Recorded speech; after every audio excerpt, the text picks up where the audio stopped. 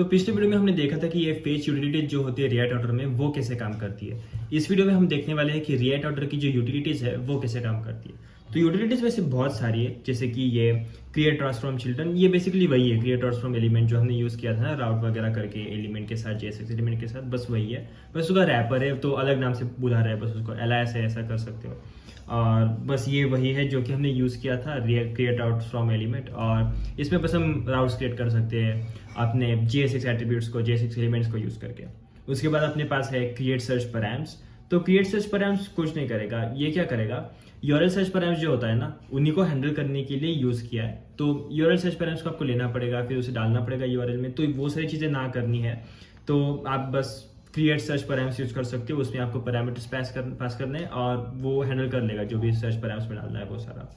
उसके बाद डिफर, ये थोड़ा इंपॉर्टेंट है। डिफर में क्या होगा, जब भी आप डिफर यूज करोगे या फिर जब आप लोडर या फिर एक्शंस यूज करते हो ना, तो रिस्पॉन्स जब आता है वो रिजॉल्व रिस्पॉन्स आता है हमेशा, कि आपका जो डेटा आएगा वो प्रॉमिस में नहीं आएगा। हालांकि वो प्रॉमिस होता है, लाइक लोडर प्रॉमिस ही होता है क्योंकि आसिंग फंक्शन है, या फिर एक्शन भी प्रॉमिस ही होता है, पर वो जो डेटा रिटर्न करता है ना हमें, वो डेटा रिजॉल्व डेटा रिटर्न करता है। लाइक अगर वो रिटर्न कर रहा होगा प्रोडक्ट और रिव्यूज, तो प्रोडक्ट और रिव्यूज का एक्चुअल जो चीज़ है वो रिटर्न करेगा जो रिस्पॉन्स आया है उसके साथ में।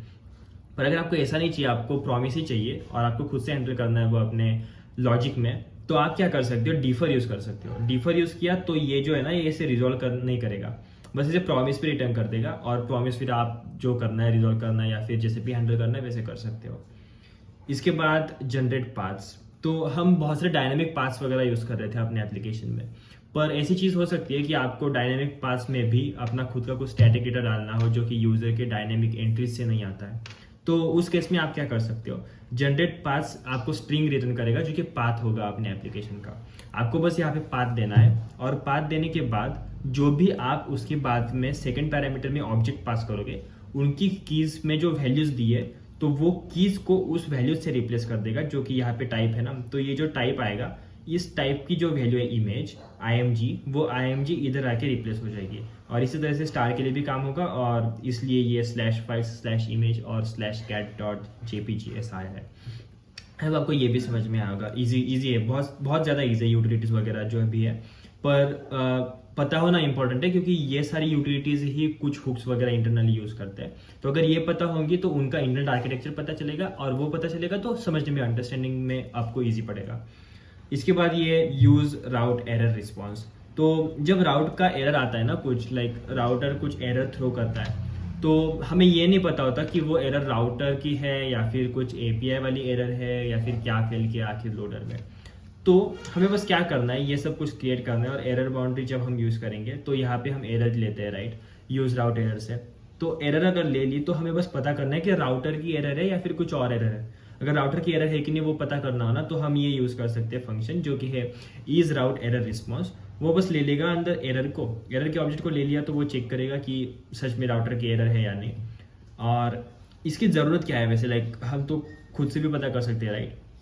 इसकी ज़रूरत यह है कि जब ये एरर रिस्पॉन्स आता है ना, तो इसके अंदर राउट की एरर है कि नहीं वो पता करने के लिए हमें बहुत सारी अलग चीज़ें भी करनी पड़ती है, और उसके लिए कॉन्टेक्स्ट पता होना चाहिए वो राउट ऑब्जेक्ट का, जो कि एरर में जो राउट एरर आती है उस ऑब्जेक्ट का। तो अगर आपको उसकी ज़रूरत नहीं है, बस खुद से करना है, फास्ट करना है डेवलपमेंट साइकिल में, तो आप बस ये यूज़ कर सकते हो, इससे हो जाएगा। लेकिन वैसे हार्ड जाने के भी वेज है, पर फ़ायदा नहीं है वैसे जाके। इसके बाद है ये लोकेशन। तो ये लोकेशन बेसिकली इंटरफेस है, और जो ये आता है हिस्ट्री लाइब्रेरी से, और आप बस इसे यूज़ कर सकते हो। ये आप ऐसे समझ लो कि अपने नॉर्मल लोकेशन को रेफरेंस करता है। इसके बाद मैच पाथ्स। तो मैच पाथ जो है वो यूज़ पाथ नाम का एक हुक है जो हम देखेंगे आगे वीडियो में, तो वो यूज़ करता है। और मैच पाथ क्या करता है, बस पाथ मैच करेगा। पाथ मैचिंग एल्गोरिदम ऐसे समझ सकते हो आप इसके अंदर, जो कि पाथ मैच करता है आपके रिएक्ट ऑर्डर में जो भी यूआरएल बार में डला हुआ है ना, वो वाला।